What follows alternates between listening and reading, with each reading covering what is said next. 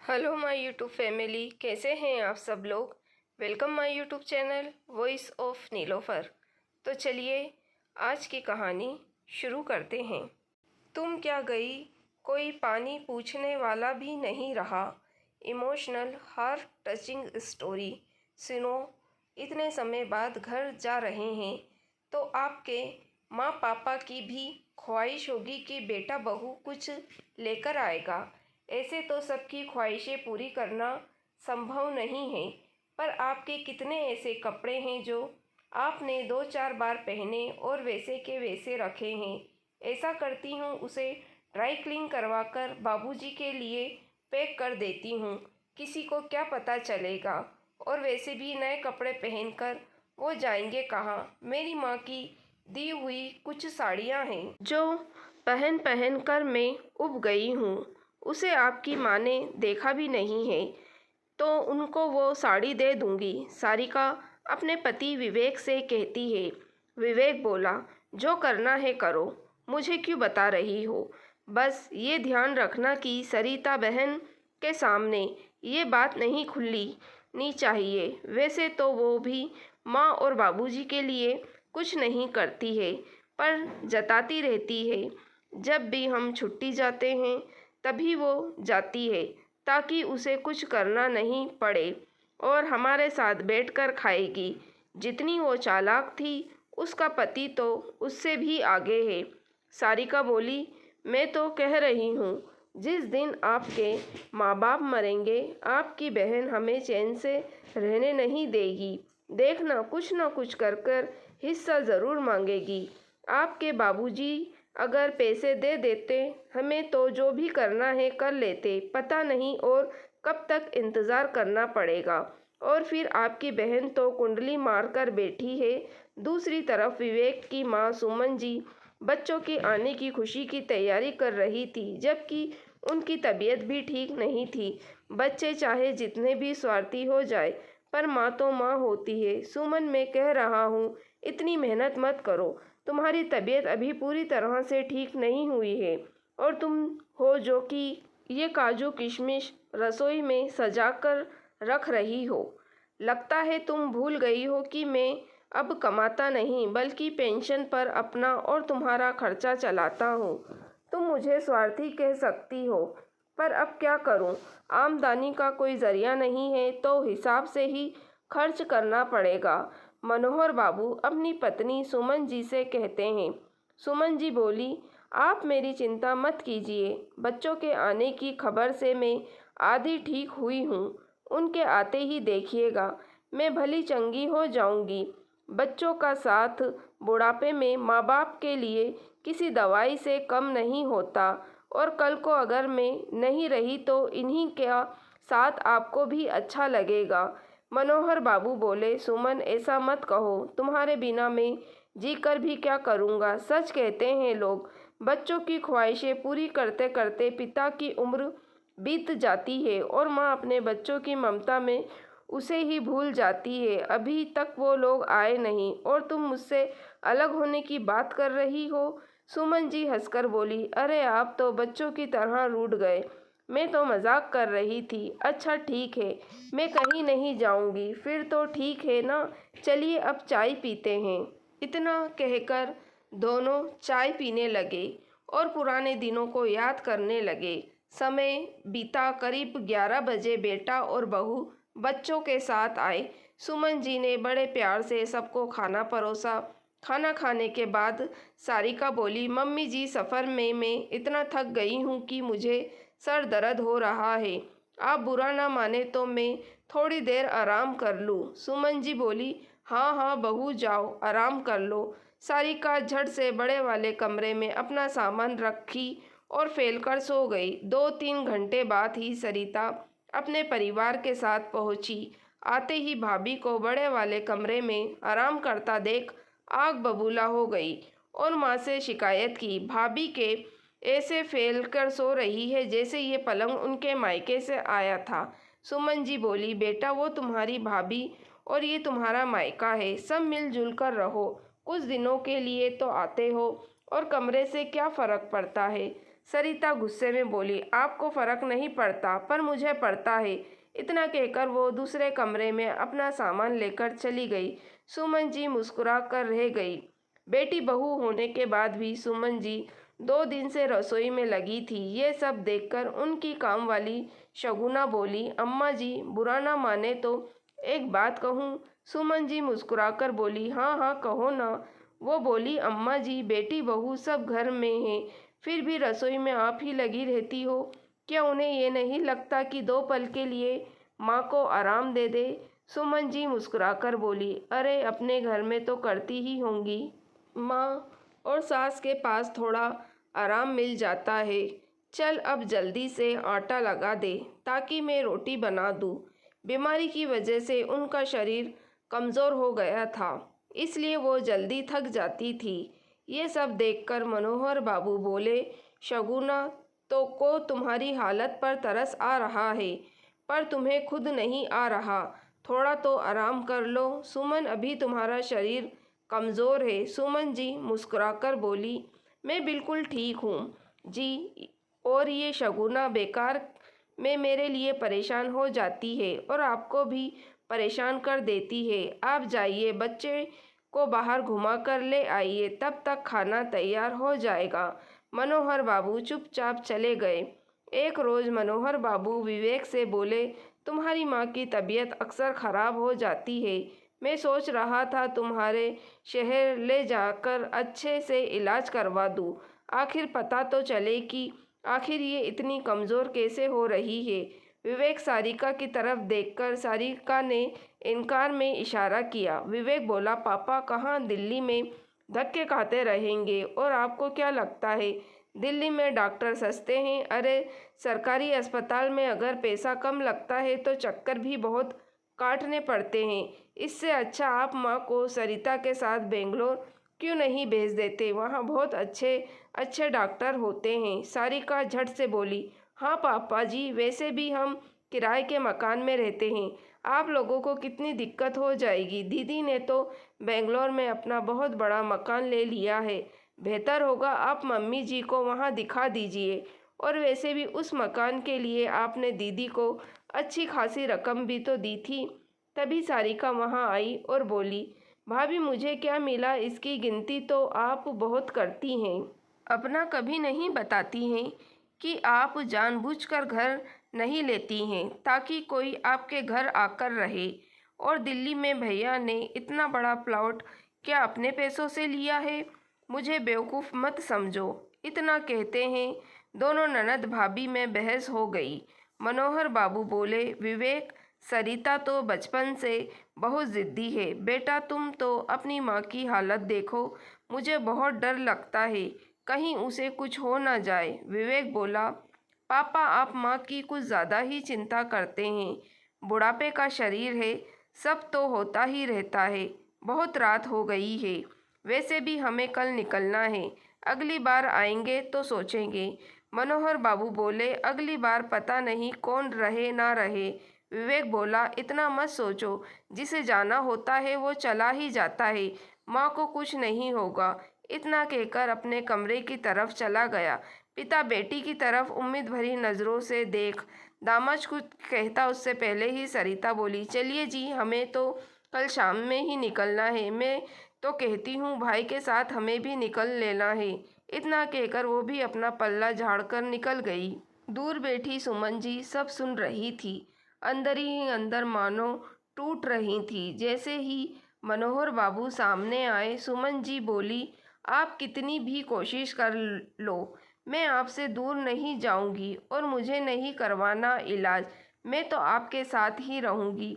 इतना कहकर सुमन जी आराम करने चली गई। अगले दिन पूरा घर खाली हो गया। दोपहर में सुमन जी बोली, सुनो जी, मेरा दर्द बहुत बढ़ गया है, कोई दवाई ला दो, अब बर्दाश्त नहीं हो रहा। मनोहर बाबू बोले, इसलिए कह रहा था मत करो इतना काम, जिसके लिए शक्ति रहे। तो वो मुंह फेर कर चल दिए और तुम यहीं बैठो, मैं दवाई लेकर आता हूँ। इतना कहकर वो बाजार की तरफ चल दिए। रास्ते में कोई मिल गया और वो बातें करने लगे। इधर जैसे जैसे समय बीत रहा था, सुमन जी की हालत ख़राब हो रही थी। बार बार उनके दिमाग में यही ख्याल आ रहा था कि आज उनके बच्चे उनसे पल्ला झाड़ रहे हैं। उनके जाने के बाद मनोहर बाबू का क्या होगा, न जाने उनके दिमाग में क्या आया। उन्होंने मनोहर बाबू को फ़ोन किया। वो बोले, क्या हुआ सुमन, दर्द ज़्यादा हो रहा है? मैं बस थोड़ी देर में आ जाऊंगा। सुमन जी बोली, नहीं नहीं, लगता थोड़ी देर में दर्द हमेशा के लिए ख़त्म हो जाएगा। बस मुझे आपकी चिंता हो रही है। मनोहर बाबू समझे नहीं। सुमन जी बोली, मेरे नहीं रहने के बाद आपका कौन ख्याल रखेगा? सुनो जी, बुढ़ापे में बच्चों से थोड़ा दबकर रहना पड़ता है। एक बात कहूँ, जब मन बहुत दुखी हो जाए तो अपने लिए कोई और ठिकाना ढूंढ लेना। मेरे जाने के बाद अपना ख्याल रखना। मनोहर बाबू को आश्चर्य हुआ और घबराहट हुई। वो बोले, सुमन ऐसी बातें क्यों कर रही हो? आखिर तुम्हें हो क्या रहा है? घबराओ मत, मैं अभी दवाई लेकर आ रहा हूँ। वो सुमन सुमन कहते रह गए, पर उधर से कोई आवाज़ नहीं आई, मानो चारों तरफ खामोशी थी। थोड़ी देर बाद वो घर पहुँचे। शगुना के विलाप करने की आवाज़ बाहर तक आ रही थी। उनको आने में देर हो गई और हम सफ़र का साथ छूट चुका था। बच्चों को खबर भिजवाई गई, बेटा आया, परिवार नहीं लाया, ये कहते हुए कि अब आकर भी वो क्या करेंगे। माँ तो रही नहीं और मुख अग्नि तो मुझे देनी है। बेटी भी 2-3 रोज़ रुकी और माँ की जितनी महंगी साड़ियाँ थी उठाकर ले गई। क्रियाक्रम खत्म हुआ। बेटा भी अपना सामान बांधा और निकल गया। पलट कर ये नहीं देखा कि पिता अकेले कैसे रहेंगे। धीरे धीरे समय बीतने लगा। 1 हफ्ते तो लोगों के आने जाने में निकल गया। बेटे बहू पहले हफ्ते में 1 बार फ़ोन करते थे और कुछ न कुछ पैसे मांगते रहते। जब उन्होंने देखा कि पिता के पास अब इतने पैसे नहीं हैं, तो उन्होंने उनकी खबर लेना तक ज़रूरी नहीं समझा। एक शाम मनोहर बाबू सुमन जी की तस्वीर के सामने बैठे थे और बोल रहे थे, आज ना जाने क्यों रोने को दिल कर रहा है। सुमन, तुम बहुत याद आ रही हो। तुम क्या गई, मैं तो अनाथ हो गया। तुम्हारे जाने के बाद कोई पानी पूछने वाला नहीं है मुझे। बहुत समय बीता, बेटा आया और घर बेचने की बात की, पर मनोहर बाबू तैयार नहीं हो रहे थे, क्योंकि उस घर में सुमन जी की यादें बसी थी। गुस्से में बेटे ने आना ही छोड़ दिया। अब तो बस सगुना का सहारा था। बेटे को फ़ोन करते तो वो उठाता नहीं था। एक रोज़ वो शगुना से कह रहे थे, कल सुमन का साथ था, पर आज मैं बिल्कुल अकेला हो गया। एक उसकी यादें हैं जो मुझे हौसला देती हैं, बाकी बच्चों ने तो मुझे छोड़ ही दिया है। शगुना बोली, साहब आप अपने बेटे के साथ क्यों नहीं रहते हैं? यहाँ अकेले रहते हैं। मैं तो बस 2-3 दिन घंटे के लिए आती हूँ और काम करके चली जाती हूँ। आपका समय कैसे कटेगा? मनोहर बाबू बोले, शगुना बेटा, अगर साथ ले जाने की बात करता तो मैं जाता। वो शहर में है, अपने परिवार के साथ रहता है, मेरे कारण उससे वहाँ दिक्कत होगी। इतना कहते कहते वो फूट फूट कर रोने लगे। एक शाम मनोहर बाबू ने अपने बेटे को फ़ोन किया और उसने उठाया नहीं, तो शगुना बोली, साहब, क्या बुढ़ापे में हर किसी को ऐसे ही कष्ट होगा? क्या बच्चे माँ बाप की तकलीफ़ कभी नहीं समझेंगे? चलिए मैं चलती हूँ, 7 बज गए हैं। रात का खाना टेबल पर रख दी हूँ। मनोहर बाबू ने हाँ में सर हिलाया और वो चली गई। तभी बेटे का फ़ोन आया और वो बोला, पापा कैसे हैं? मनोहर जी बोले, मैं ठीक हूँ। बेटा तुम सब कैसे हो? बेटा बोला, आपने फ़ोन क्यों किया था? मैं मीटिंग में था। मनोहर जी बोले, आज तुम्हारी माँ की बहुत याद आ रही थी। क्या तुम्हें याद नहीं आती? आज उसकी पुण्यतिथि थी, इसलिए फ़ोन किया था। बेटा बोला, पापा 4 साल हो गए हैं उस बात को। क्या हर साल शोक मनाता रहूं? मुझे और भी काम है।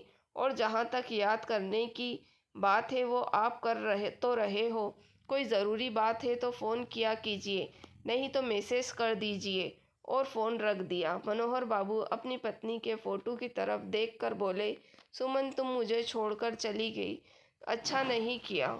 कल तुम साथ थी तो सब कुछ अच्छा लगता था। आज मैं बिल्कुल अकेला हो गया हूँ।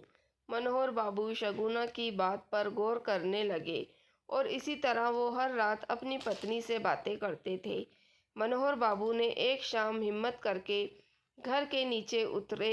अपने जैसे कई लोगों को देखकर उनका मन और दुखी होता और शगुना की बात पर सोचने को मजबूर हो जाते। कुछ दिन हुए उनकी तबीयत ठीक नहीं चल रही थी। बेटा बेटी से बात करना चाहते थे तो वो हाल चाल लेकर फ़ोन रख देते थे।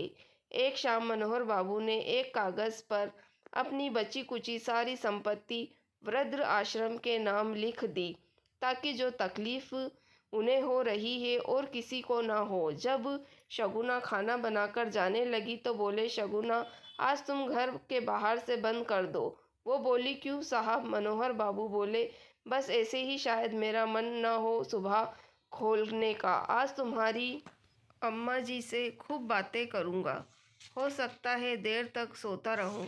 उसे अजीब लगा पर उसने बात मान ली और बाहर से दरवाज़ा बंद करके चाबी वहीं मेट के नीचे रख दिया और चली गई। मनोहर बाबू खाना खाकर लेट गए और पत्नी की फ़ोटो की तरफ निहारने लगे और बोले, आज तुम्हारी बहुत याद आ रही है। न जाने क्यों बहुत थकान सी महसूस हो रही है। तुम होती तो बोलती, लाइए मैं पैर दबा देती हूँ, मैं सर दबा देती हूँ, और मुस्कुराते हुए आंखें बंद कर ली। अगली सुबह 8 बजे जब शगुना आई तो उन्होंने दरवाज़ा नहीं खोला तो उसे याद आया कि साहब बोले थे, तो उसने चाबी निकाली और दरवाज़ा खोला। मनोहर बाबू अपनी पत्नी की तस्वीर को सीने से लगाए सो रहे थे। शगुना बोली, साहब उठ जाइए, सुबह हो गई, आज कितना सोएंगे? पर उसे कोई जवाब नहीं मिला। चैन की नींद सोने वाले कब उठ पाए हैं जो वो उठेंगे। जिसके लिए वो रोते थे उसके पास चले गए। शगुना भागकर पड़ोस में सबको बताई। फिर सबने उनके बेटे को खबर दी। बेटे के आने से पहले पुलिस आई। पुलिस को उनके टेबल पर एक कागज़ और लिफाफे में कुछ पैसे मिले। बेटा शाम तक आया। पुलिस ने सबके सामने लिफाफा खोला और चिट्ठी पढ़ी जिसमें लिखा था, शगुना तुमने मेरी बहुत सेवा की है। सुमन के बाद तुम ही थी जो मेरा ख्याल रखती थी। मैं तुम्हें क्या दे जाऊंगा? ये 1 साल की पगार और मेरी अंतिम संस्कार के लिए पैसे तुम्हें दिए जा रहा हूँ। और हाँ, तुम्हारी अम्मा की साड़ी और एक पायल निशानी के तौर पर तुम्हें दे रहा हूँ। मेरा ये घर और पैसे मैं वृद्ध आश्रम के नाम कर रहा हूँ। मेरे बच्चों का ना मुझ पर ना मेरी संपत्ति पर अधिकार है। अगर हो सके तो मेरा अंतिम संस्कार भी तुम ही कर देना। सभी लोगों की नज़रें विवेक और सरिता पर आई। वहीं खड़ी औरतें ही कहने लगी, जब औलाद ऐसी हो तो भगवान किसी को औलाद ना दे। ये औलाद नहीं, जोंक है जो बस माँ बाप का खून पीते हैं। मनोहर बाबू की इच्छा अनुसार सब कुछ हुआ। बेटे बेटी के हाथ कुछ ना लगा। सब ने यही कहा, ऊपर वाले की लाठी में आवाज़ नहीं होती। जो इन्होंने अपने माता पिता के साथ किया उसका फल मिलेगा और आगे चलकर वैसा ही हुआ। हम जब किसी के साथ बुरा करते हैं तो शायद ये सोचते नहीं हैं कि आगे चलकर हमारे साथ भी कुछ ऐसा ही हो सकता है। अगर आपने आने वाले कल को सुधारना चाहते हैं तो अपनी गलती को सुधारें और उन्हें गले से लगाएं। तो दोस्तों, कैसी लगी आपको कहानी? लाइक और कमेंट करके ज़रूर बताइएगा। मेरी वीडियो को शेयर करना ना भूलिएगा। मेरे चैनल वॉइस ऑफ नीलोफर को भी सब्सक्राइब ज़रूर कीजिएगा। Thank you for watching.